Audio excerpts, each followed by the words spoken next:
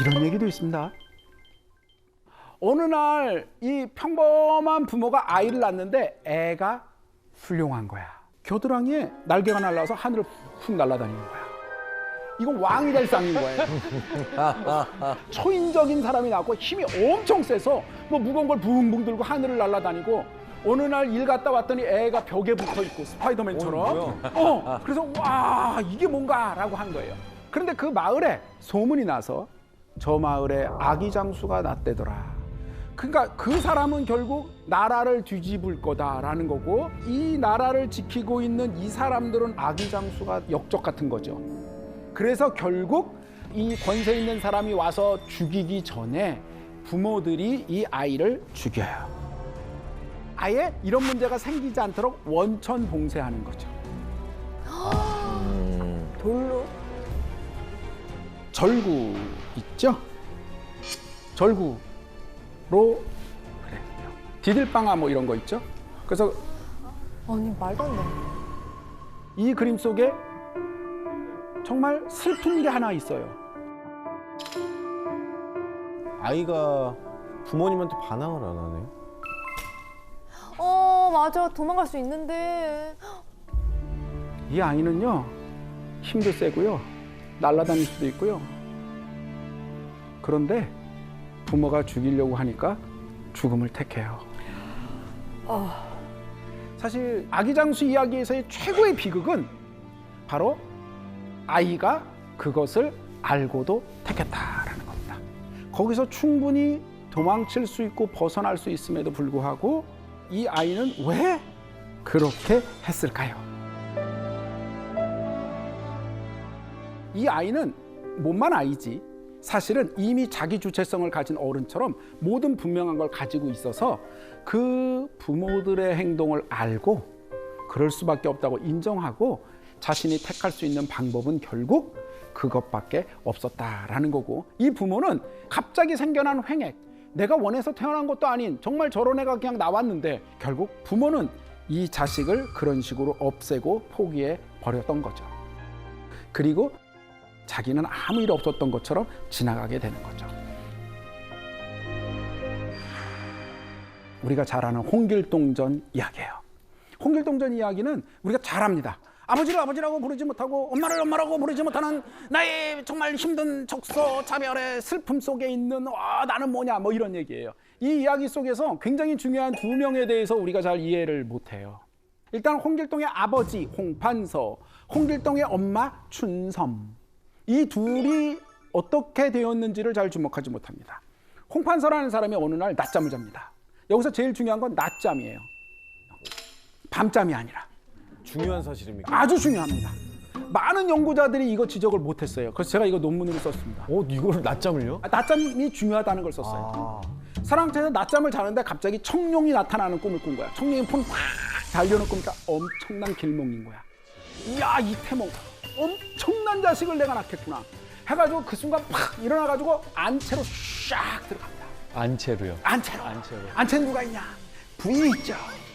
옛날에 양반들은요 대부분 사랑채에 지내는 거예요. 바깥에 당연히 사랑채에 사람도 만나고 사실 밥도 여기서 먹고요. 안채는요 안에 있죠. 부인들이 지내는 곳이고요. 잠잘 때 가끔 안채에 들어가기도 하고 잠도 사랑채에서 자기도 해요. 자, 이 홍판서가 부인한테 딱 가가지고 낮잠이라고 그랬잖아요. 네. 낮이에요. 네. 낮이라고요. 그럼 아직 낮이야. 그래가지고 부인에게 뭐 말은 하지 않고 왜냐면 꿈 얘기를 하면 어떻게 되죠? 날아가죠. 그렇죠. 그럼 휙 날아간다. 그래서 어떻게든지 뭐 이렇게 좀 여보 뭐 이러니까 부인 보기 황당하잖아. 아니 채통 있으신 판서 대감께서 이게 무슨 불량배들이나 하는 이런 벌겋대낮에. 안 됩니다. 당연한 얘기예요. 당연한 얘기. 그래서 어떻게 되면 그냥 말하고는 싶으나 그냥 아이고 저렇게 다 깝깝한 사람을 만나 내가 꿈을 꾸는데 와 답답해 하고 혹 생각하면서 승질나서 사랑방에 뜩 앉아 있는 거예요. 그때 요정이 이렇게 차를 이렇게 타서 저 마님 차 드세요 하고 차를 쭉 가져옵니다. 차를 다 가져오는데 춘섬이 애가 괜찮아 보이는 거예요. 그래서 거기서 관계를 갖고 그리고 홍길동을 낳았다 이렇게 되는 거예요. 근데 이야기가 그렇게 훅 뛰면 안 되는 게 거기 몇 줄이 더 있어요. 자, 몇 줄이 더 있어요. 홍판서는 정말 훌륭한 자식을 낳으려고 하다가 어쩔 수 없이 정말 이 정실 부인의 어리석고 답답한 것 때문에 할 수 없이 서자로 태어나게 했구나가 된 것처럼 우리가 알아요. 아니거든요. 제가 질문을 잘해야 된다 그랬죠? 네. 만약에 홍판서가 낮에 안 가고요, 밤에 갔다면 부인이 관계를 거부했을까요? 맞네? 그치. 그럼 밤에 갔으면 됐잖아.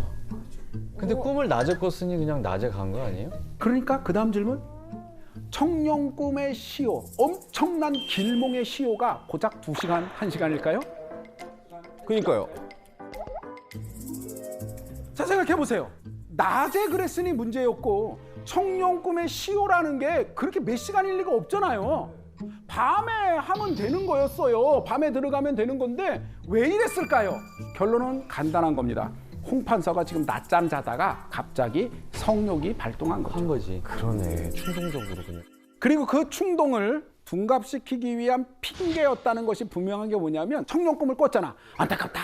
정신은 아니지만 서자가 나오겠구나 라고 생각했으면 어떻게 돼요? 따로 잘 모셔두고 너 어디 들락거리지 말고, 왜 딴 사람 만나면 안 되잖아.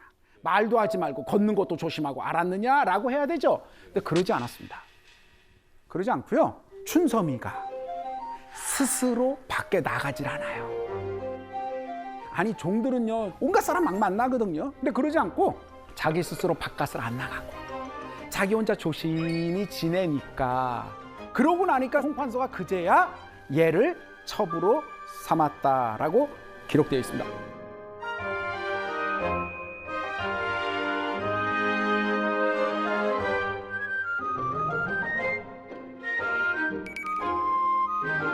홍판서가 그러니까 실제로 자신이 무슨 자식을 낳아서 훌륭한 자식을 낳겠다라는 생각이 한 것이 아니라는 거죠. 그냥 자신의 성욕 때문에 이랬던 겁니다. 아버지는 이렇다 칩시다. 엄마. 그럼 이 엄마는 홍판서가 성관계를 가지려고 할 때 춘섬이는 억울했을까요? 억울했을까요? 결혼을 하거나 혹시 뭐 이제 그런 식으로 신분 상승이 또 될 수가 있으니까. 부인이 안채 계시대잖아요. 근데 그래도 안채 당시 이제 사회적 배경으로 봤을 때 안채에 계셔도 천민이었으니까 천민보다는 양인으로. 역시 우리 황재성 씨는 역시 우리 황재성 씨는 이제 빨리 카톡방을 팝시다. 빨리 좀 파서. 괜찮았나요? 아유, 정확하게 핵심을 말씀하셨어요. 오 근데 내용에는 없지만 이런 생각도 드는데요. 춘섬이가 그 홍판서가 부인한테 가서 거절당하고 온 거를 듣고 차를 일부러 가져간 것이 아닌가. 역시 형님. 역시 박찬민 씨가 핵심적인 부분을 말씀하셨어요. 전략적으로, 의도적으로 그렇게 했을 가능성이 있습니다. 말씀하신 대로 그렇게 적혀 있지는 않지만 그럴 가능성은 굉장히 높습니다. 오. 제일 중요한 건 뭐냐면 분명히 겁탈이고 심하게 말하면 강간의 상황인 것이 맞아요. 그러면 이 춘섬은 정말 피동적으로 당하기만 한 것이냐? 그게 아니라 자신이 어느 정도 원해서 바로 홍판서와 관계를 맺으려고 했을 수 있다는 겁니다. 이유는 뭐냐? 단순한 관계에서 끝난 문제가 아니라 정말 임신해서 자식을 낳으면 어떻게 되냐? 내 자식은 나보다 나은 삶을 살게 되는 거죠. 이 어머니는요, 그래, 나보다는 네가 더 조금이라도 낫게 살아라 라는 마음을 가진 전략적인 행동이었던 거죠. 그 시대는 이런 식의 첩을 두는 관계는 지금의 윤리로 바라보시면 안 돼요. 충분히 가능한 일이니까 자, 첩을 뒀습니다. 이 홍판서에 다른 첩이 있는데 곡산모, 초란이라는 사인데, 곡산모라는 말은 곡산 출신 기생 여자, 평민과 중인들의 여자들이 양반들 하고 하는 첩이 있고요. 노비나 기녀나 이런 사람들이 이 첩이 되는 경우가 있어요. 중인과 평민을 합해서 양인이라고 하는데요. 천민 출신인 경우와 이게 레벨이 달랐어요. 그래서 이쪽이 훨씬 좋게 평가했고요. 여성들도요, 저기를 좀 낮게 평가했어요. 그래서 양인 출신에서 낳은 아들인 경우는 뭐라고 불렀냐면 서자라고 불렀고요. 천민 출신에서 나온 걸 얼자라고 불렀습니다. 그러니까 정확하게 말하면 홍길동은 얼자인 거죠. 그러나 보통 서자와 얼자를 섞어서 통용해서 말을 하다 보니까 서자 이렇게 부르는 겁니다. 여기서 질문. 똑같이 천한 첩이었잖아요. 기생인데 첩이 되는 사람이 있고요. 종인데 몸종인데 첩이 되는 사람이 있습니다. 둘 다 천하죠. 둘 중에 땅 부딪히면 누가 더 천하게 생각했을까요? 그래도 몸종이 약간 위 아닐까요? 맞습니다. 이미진 씨가 정확히 말씀하셨다. 몸종이 기생보다 더 위로 생각했습니다. 기생은 정말 당시대 가장 밑에. 제가 알기로는 그 기생이 우리가 생각하는 그런 걸 생각하면 안 된다고 막 음악 예술이랑, 뭐 맞아. 그다음에 막 시도 되게 잘 써야 되고 엄청 많이 배웠다고. 실제로 그랬습니다. 그러나 그 앞뒤 문맥과 상황 속에서 가장 중요한 핵심적인 질문. 기생은 은퇴하면 뭐 할까요? 주모. 맞습니다. 나 이제부터 되고 있어. 네. 맞습니다. 주모가 되는 경우 나쁘지 않습니다. 왜? 노후가 되는 거예요. 먹고 사는 거예요. 그게 없는 사람은 어떻게 될까요? 그 마을에 악패를 저지르는 늙은 할멈이 됩니다. 옛날 얘기해 보면은 우악스러운 기생 출신의 악한 여자가 뭐 이런 식의 게 굉장히 많아요. 그분이 가진 것도 없고 먹는 것도 없고 하다못해 무슨 남편이 있는 것도 아니고 그러니까 어떻게 되냐 옆집 가가지고 저 간장 좀 줘보쇼. 그러면 안 주면 이놈의 집이 막 이러면서 온갖 또 이거는 또 세고 아주 시끄럽고 이런 사람들이 주로 됩니다. 또 뭐 할까요? 기생이 될 수 있는 일이 여럿이 있는데 그 중에 제일 좋은 게 뭐냐? 첩이 되는 겁니다. 그러나 방금 전 종들은요 그렇게 안 살아도 선택할 수 있는 게 있는 거예요. 누군가의 종이면 물론 종으로서 힘들지만 먹고 사는 문제는 해결할 수 있는 거거든요. 그렇더라도 둘이 충돌을 합니다. 그래도 더 위에 설 수 있는 방법은 뭐냐? 판서의 사랑을 받는 거예요. 그렇죠. 사랑을 얻어서 자식을 낳는 겁니다. 아이. 그러니까 곡산모, 곡산 출신 기생인 초란이라는 사람이 엄청나게 시기했습니다. 이유는 뭐냐? 자긴 자식을 못 낳고 쟤는 자식을 낳으니까. 이 곡산모 초란이 쟤만 죽이면 어떻게 쟤를 눌러보겠어. 그런데 자기 마음대로 그랬다간 자기도 큰일 나잖아요. 자기는 아무것도 아닌 그냥 첩이에요. 그래서 어떡하냐? 기생 특유의 이걸로 일단 가서 어떻게 됐냐? 정실 부인을 꼬셔요. 아우 길동이 보셨죠? 큰일 날 놈입니다. 그러면서 그 집에 원래 정실 부인이 낳은 형이 있겠죠. 아이고 도련님. 그래서 어떻게 했냐? 정실 부인과 적장자인 형, 배다른 형인 그 형의 허락으로 그리고 더 중요한 건 아버지도 알고 있었습니다. 그럴 거라는 것을 용인함으로써 결국 자객이 들어와서 그랬던 거고 이젠 더 이상 집에 있을 수 있는 것이 아니죠. 그래서 집을 나가게 되는 겁니다. 단순히 나는 서자인데 너무나 나는 억울해 그러니까 집을 나갈래 이런 정도가 아니라 여기 있으면 그냥 죽을 수밖에 없는 상황이어서 할 수 없이 벗어날 수밖에 없었던 상황인 겁니다. 이거를 번역한 홍길동전을 번역한 알렌이라는 우리가 잘 아는 광해원 만들었던 알렌이라는 선교사 있죠? 그분이 홍길동전을 번역하세요. 딴 사람이 오해할 수 있는 지금 우리가 보면 오해할 수 있는 것처럼 이런 불편하고 복잡한 얘기를 많이 삭제했습니다. 조선의 문화가 다르기 때문에 서양에 알리는 게 목적이었기 때문에 아까 말씀드린 제일 중요한 거 낮잠이 아니라 밤에 잠을 자다가 거기선 밤잠으로 바꾸셨어요. 그런데도 부인이 세상에 그러지 않다니 아유 운명일세 뭐 이런 식의 느낌이 나도록 번역을 하셨습니다. 아, 근데 낮잠이 확실히 맛있네요. 그렇죠. 그러니까 이 홍길동전 작가는 보통 작가가 아닌 겁니다. 핵심적인 내용을 딱 짚어서 이렇게 할 수밖에 없었던 거죠. 정말 슬픈 이야기가 하나가 있습니다. 장하와 홍련 이야기를 모르시는 분들이 없으세요. 제가 잘 하지 않는 이야기입니다. 장하 홍련 얘기는 너무 잘 아시잖아요. 이런 거잖아요. 장하와 홍련이 예쁜 언니 동생 너무 예뻐. 그래서 같이 잘 지내는데 계모가 와요. 애들을 모함해서 애들이 죽고 그래서 더 재밌는 건 뭐냐면 장하 홍련이 죽은 다음에 귀신이 되어서 처녀 귀신 무서워 해가지고 나타나서 복수하는 우린 그런 얘기로 알고 있습니다. 장하와 홍련이 어머님이 돌아가셨습니다. 돌아가시면서 우리 애들 잘 키워줘서 좋은 데 시집 보내주세요가 죽을 때 이 친모의 유언이었습니다. 뭐 그럼 뭐 너무 당연한 거죠. 이 집안 배좌수라고 돼 있는데요. 아버지가 배좌수. 좌수라는 말은 뭐냐면요, 지역의 유지란 뜻이에요. 좌수는 아무나 하는 게 아니고 그 지역에 이렇게 뭐 읍장 정도 아닙니다. 큰 아주 그냥 대단한 입김 센 이런 분들이에요. 양반가는요 당연히 엄마가 있어야 됩니다. 그거는 무슨 다른 어떤 의도가 아니고 꼭 있어야 돼요. 새어머니가 왔는데 여기서 진짜 중요한 게 뭐냐면 장화홍련이 여자였다는 거예요. 아들이 아니었다는 겁니다.